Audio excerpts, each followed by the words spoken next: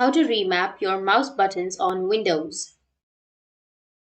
So if you want to remap your mouse buttons on your Windows, then what you need to do is first make sure that you have a stable internet connection. After that, you need to install an application which is X Mouse Button Control. Make sure to install this application. After installing or after opening, you will have this kind of interface. Now you just need simply go with the default layer 1, and under layer 1, now if you have buttons on your mouse, like in my case I have two buttons on the left side, so you need to just press the button. Once you press your buttons which are on the left, then you will have a yellow color interface on that button. Like for example, if you press your left button, then you may have mouse button 4 or mouse button 5. And if you want to change or if you want to remap your mouse buttons, then you just need simply go with the drop down which will be on the right side, and then you can just go with left click, right click, or disable, or mouse wheel tilt left or right or up down. You can go with any other options that you're comfortable with, and after that you can go with apply, which is here on the bottom right, and this way you'll be able to remap your mouse buttons on Windows. And if you have any questions, feel free to comment below. Thanks for watching.